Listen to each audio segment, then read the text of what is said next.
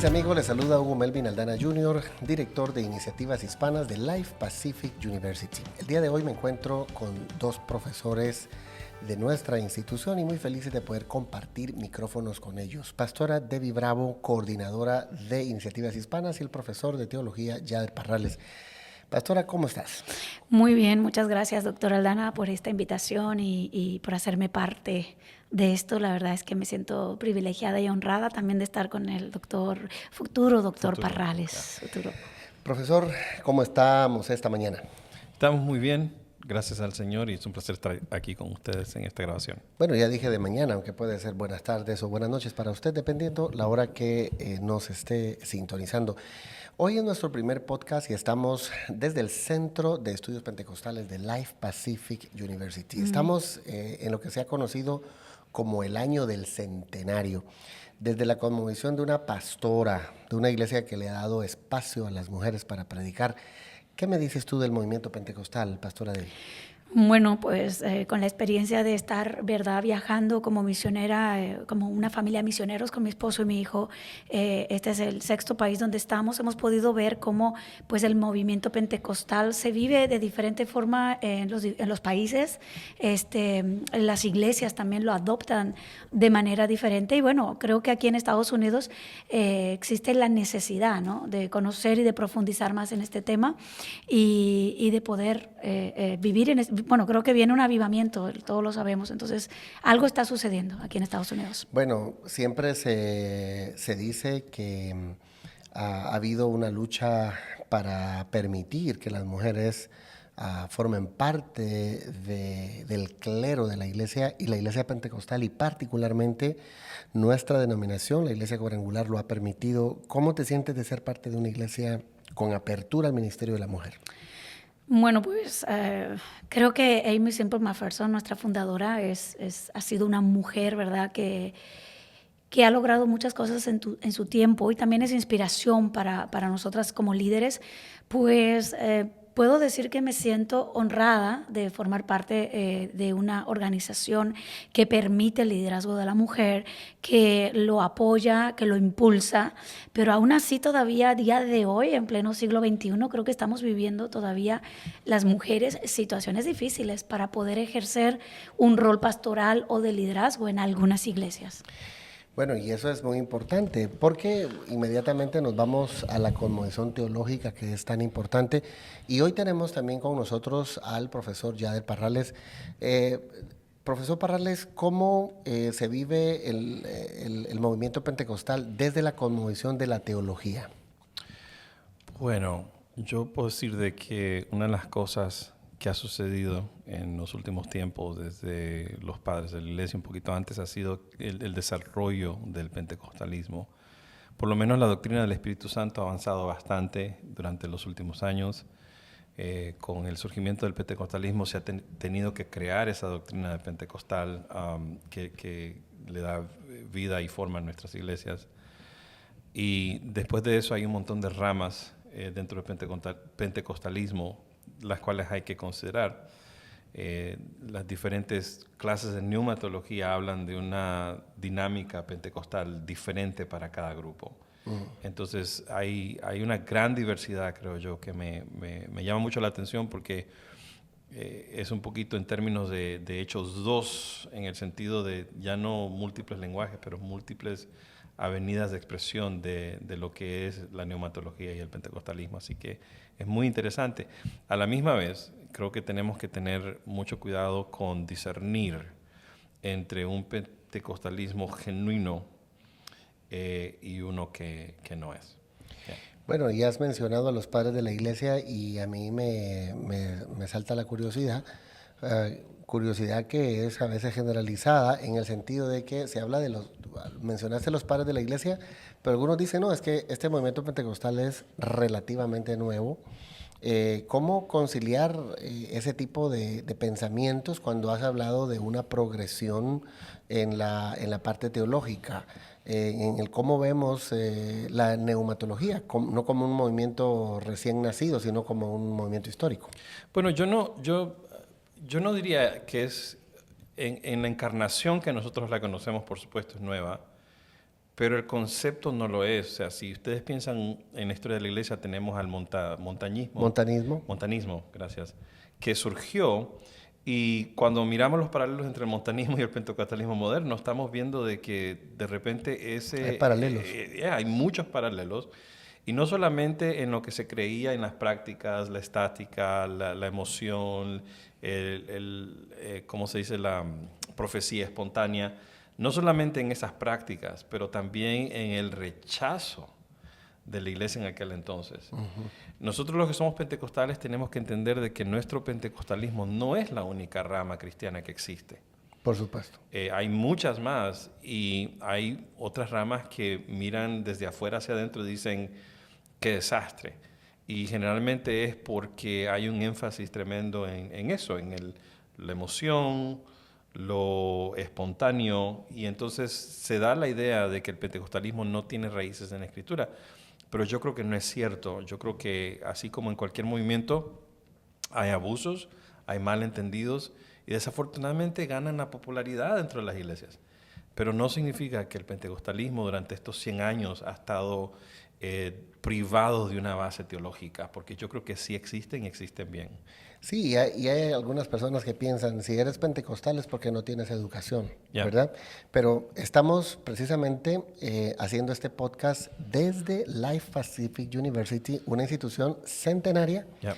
que ha hecho teología por obviamente estos 100 años, y los famosos ahora profesores que enseñaron aquí en los 60, 70 fueron los que le dieron origen precisamente a lo que hoy mundialmente se conoce como fundamentos de teología pentecostal. Yeah. ¿Verdad? Y puedo agregar algo más acerca de eso, es que hay un, como vos dijiste, hay un malentendido, porque a mí se me ha dicho, un ejemplo, y lo he escuchado muchas veces, y no solamente se me ha dicho a mí, pero también lo he escuchado, el hecho de que la teología es mucha letra y no hay espíritu. Y para mí ha sido lo contrario.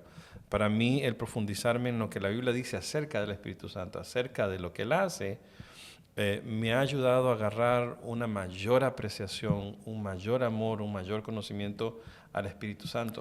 Lo que estás diciendo es súper importante porque lo has experimentado mientras los conocías, mientras indagabas en él, ¿no?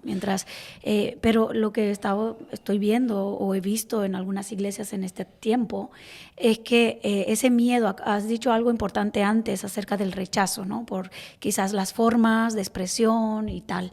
He estado en una iglesia por un tiempo en donde se veía como que había un control, como que había una cosa ahí como, número uno, nunca escuché que predicaran sobre el Espíritu Santo. Entonces pude ver que la gente carecía de información acerca de la tercera persona de la Trinidad, que es tan importante como Dios Padre y Dios Hijo, ¿no? Número uno. Y número dos, obviamente, completamente out acerca de las prácticas pentecostales. Entonces, estabas en un momento de adoración y ya se empezaba a fluir el Espíritu de una manera suave y bonita y ¡pum!, acababa el tiempo de adoración. Entonces, ¿crees que eso tiene algo que ver con todo lo que estamos... ¿Crees que la teología o el conocimiento del Espíritu Santo es solamente para unos cuantos que lo quieren escuchar? ¿La gente puede tener control de esto? ¿Cómo funciona? No, yo para mí yo creo que ha sido lo contrario, en el sentido de que creo que el pentecostalismo ha dado lugar a muchas malas prácticas que han venido a ser la regla, que han venido a hacer lo que tiene que suceder, y si eso no sucede, entonces el Espíritu no se está moviendo. Y para mí es una gran equivocación, porque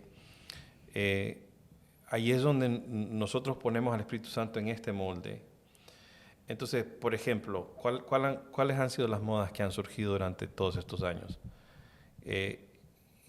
Esas costumbres se han vuelto en marcadores que la gente mira como algo espiritual, y que si no existen, entonces no hay espiritualidad. Un ejemplo,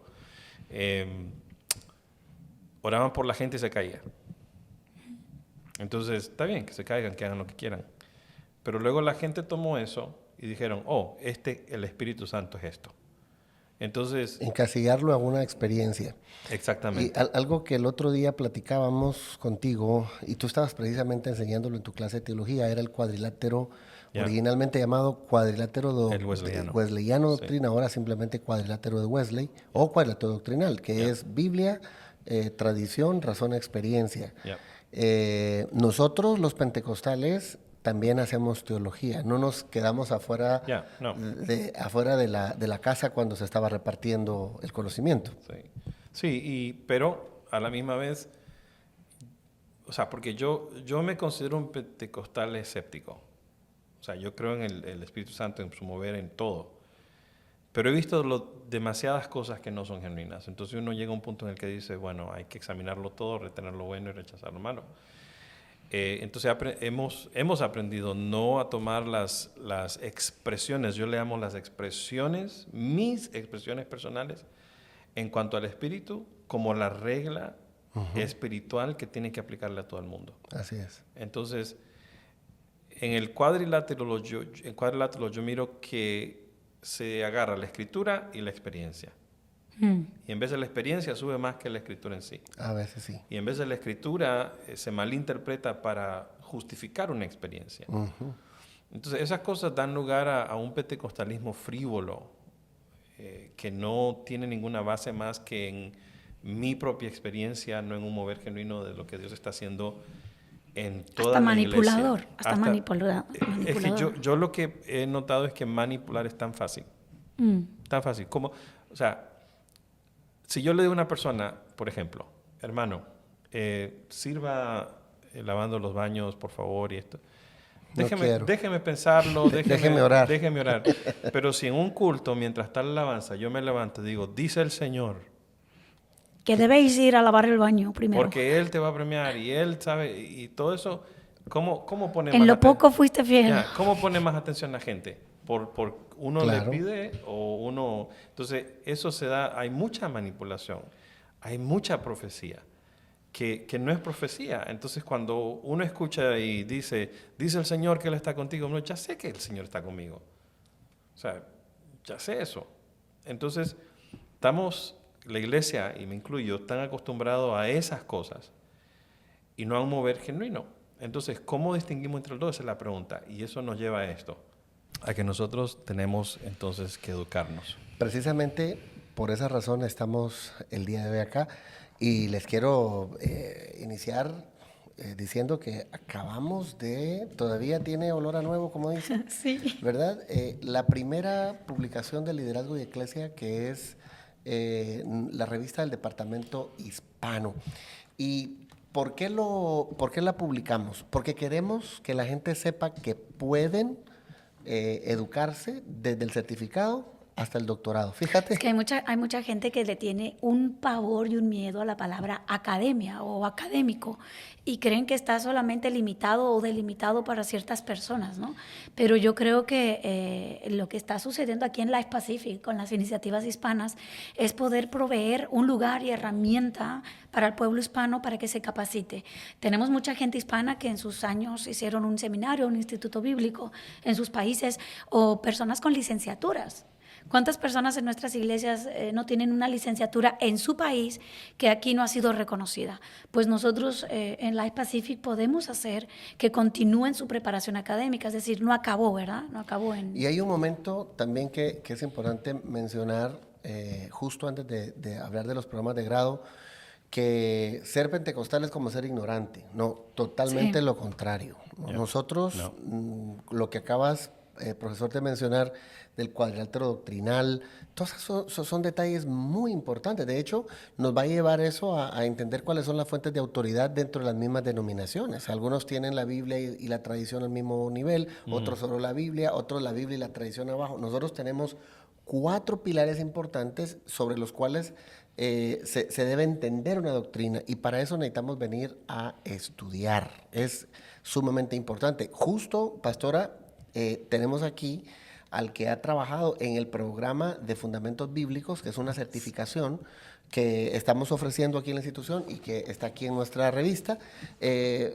Profesor, ¿de qué se trató toda la certificación? El programa de certificado para mí es excelente.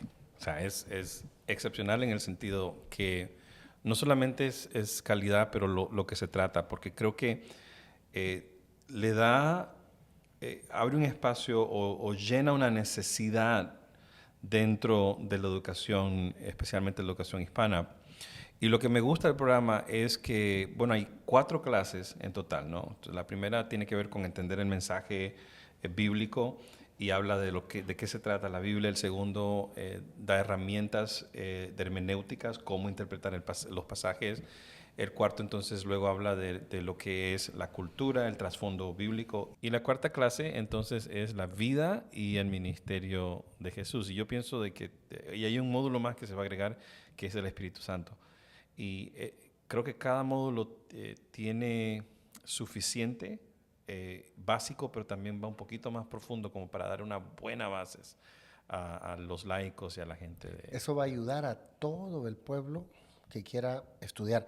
Y nos lleva ya a ver lo que es un programa de grado, que por cierto tenemos un certificado en competencias académicas que nos ayuda a darle el nivel para que luego vayan a una maestría. Pero, pastora, ¿qué es la diferencia entre un programa de grado y uno de posgrado? Bueno, pues básicamente el programa de grado se da después de que las personas terminan la educación obligatoria, que es hasta high school, secundaria, bachillerato en algunos países. Entonces, la persona escoge hacer una licenciatura o un bachelor y este programa de grado es el que les va a dar los créditos necesarios para que sean competentes en esa materia, en esa asignatura, ¿no? Y ya después de que ellos reciban esta competencia, eligen, bueno, voy a ser profesional, me voy a dedicar a ello. Por ejemplo, una enfermera que estudió 4 años y se graduó y obtuvo sus créditos, sus 120 créditos, que son los comunes y los regulares, la base. Pueden obtener obviamente más, ¿no? Si hacen un grado con 2 licenciaturas juntas, que eso también sucede, y aquí en Life Pacific tenemos esas propuestas que se llaman doble major, ¿no? Entonces pueden obtener más grados, pero lo básico, lo esencial son 120, para de ahí saltar a un posgrado, que es un estudio de maestría. A mí me encanta cómo usted lo explica, doctora Aldana, y es que la licenciatura te da el conocimiento de algo y la maestría te hace maestro o magister de ese tema, ¿no? Y luego se dice que el doctorado lo hace experto en el tema. Bueno, entonces esto es importante de conocer y saber que todos nuestros estimados oyentes pueden hacer este proceso. Si tiene instituto bíblico, tiene una oportunidad con el certificado de competencias académicas. Le llamamos aquí comúnmente entre nosotros Leveling Program o el puente académico. Puente académico. Ese título es para las personas, doctora Aldana, que no han tenido la posibilidad en su vida, en su juventud, de hacer una licenciatura. Dicen, bueno, yo hice 3 años, cursé 3 años en un instituto bíblico, sobre todo si es cuadrangular. Ya nosotros tenemos convenios con la Iglesia Cuadrangular y los seminarios bíblicos. ¿Por qué? Porque otorgan. ¿Por qué? Porque otorgan créditos por los méritos y por el tiempo y el esfuerzo, ¿no? Entonces, esos créditos nosotros podemos recibirlos y por medio del Leveling Program, del puente académico, nivelarlos a la licenciatura. Mas no va a ser una licenciatura acreditada como podría ser en cualquier universidad, pero sí por nosotros, por Life Pacific, para que puedan cursar el posgrado, que es la maestría en liderazgo. Todo está aquí en esta revista de 24 páginas. Y si alguien podrá decir, ¿yo para qué quiero una maestría en liderazgo? Bueno, los 4 componentes del programa de maestría es Biblia y Teología, Ministerio, Liderazgo y Formación Personal, lo que le da todo lo que necesita, las herramientas que necesita para ser un profesor en el programa. Pero no solamente eso, doctora Aldana. La gente cree que por ser una universidad cristiana van a estudiar una maestría en liderazgo teológica.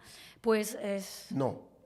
Todo balanceado. Sí, Sí. hay clases teológicas, pero también hay clases organizacionales y administrativas. Le sirven a un líder, le sirven a una persona que está en Bueno, la este empresa. año tenemos un cohorte, sin ir más lejos, donde tenemos una enfermera, tenemos un abogado, tenemos una persona que tiene una licenciatura en música, otra una licenciatura en artes escénicas. O sea, tenemos una cohorte no solamente de pastores y líderes eclesiales, sino también gente con una formación secular, donde está trabajando en el mundo secular.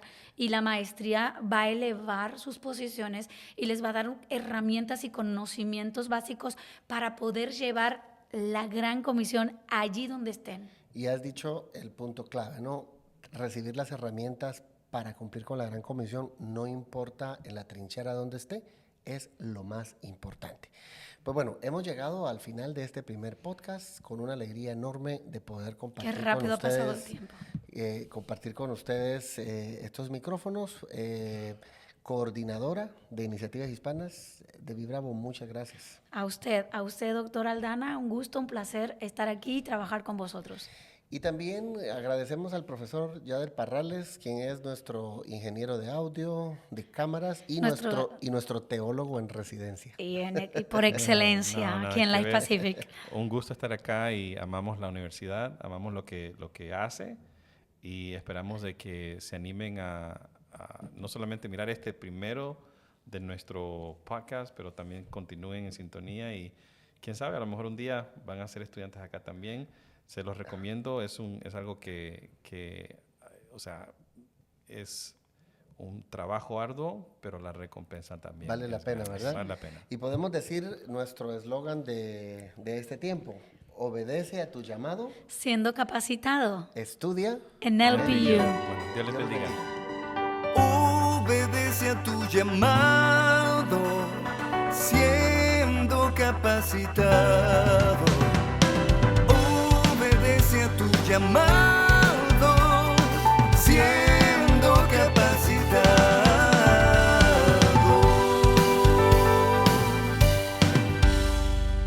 Estudia en LPU.